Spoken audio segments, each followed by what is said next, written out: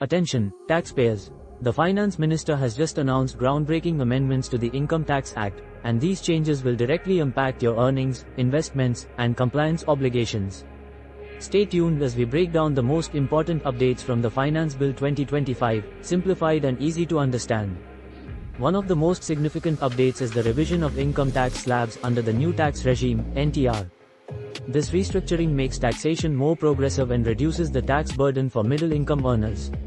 The rebate under Section 87A has been increased from 25,000 rupees to 60,000 rupees for incomes up to 12 rupees lakh.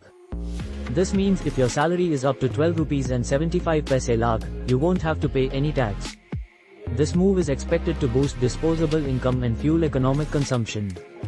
Under Section 10(10)(d), life insurance proceeds received from policies issued by an IFSC insurance intermediary will now be fully tax exempt, regardless of the premium amount. This move is expected to boost the insurance sector in the International Financial Services Center. A new Section 44 Barbados dollars has been introduced for non-residents providing services or technology to Indian companies in the electronics manufacturing sector. Their income will be taxed presumptively at 25% of total receipts, simplifying compliance for foreign businesses. Good news for charitable trusts. The validity of registration under Section 12AB is now extended from 5 years to 10 years, provided their income does not exceed 5 rupees crore in the preceding 2 years. Proceeds from ULIPs that do not qualify for exemption under Section 10(10)(d) will now be treated as capital assets and taxed as capital gains, similar to an equity-oriented fund. The tax holiday for startups has been extended from April 1, 2025 to April 1, 2030, giving startups a longer runway for growth and innovation. Under Section 115AD, the tax rate on long-term capital gains from securities held by specified funds and foreign institutional investors, FIIs, is now increased to 12.5% from the existing rate.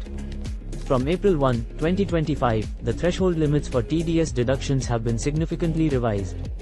Here are the key changes. Interest on securities no TDS up to 10,000 rupees, bank interest, senior citizens, exempt up to 100,000 rupees, bank interest, others, exempt up to 50,000 rupees, rent payments TDS applicable only if rent exceeds 600,000 rupees per year. Professional fees and royalties new threshold increased to 50,000 rupees. These changes reduce unnecessary TDS deductions and ease compliance. Section 206C, 1H, has been scrapped. This means no TCS on the sale of goods from April 1, 2025, a big relief for businesses dealing in bulk transactions. The time limit for block assessments is now reduced to 12 months from the end of the quarter in which the last search authorization was executed.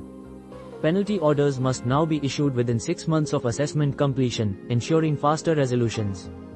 Transfer pricing adjustments under ALP determination will now apply for 3 consecutive years, improving certainty in cross-border transactions. A major change, higher TDS TCS rates of 20% will now apply only to non-PAN holders, removing the provision that previously applied to non-filers of income tax returns.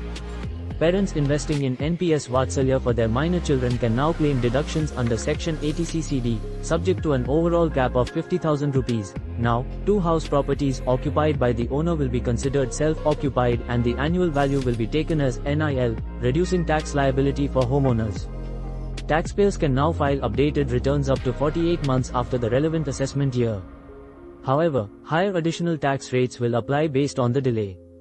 The threshold for TCS on foreign remittances under LRS has been increased from 7 rupees lakh to 10 rupees lakh. Additionally, no TCS will be levied on education-related remittances funded by loans from specified institutions. That's a wrap on the major tax changes in the Finance Bill 2025. These amendments will have a significant impact on individuals, businesses, and investors alike. Make sure to plan your finances accordingly and take advantage of the new tax benefits. What do you think about these changes? Let us know in the comments. And don't forget to like, share, and subscribe for more tax and finance updates.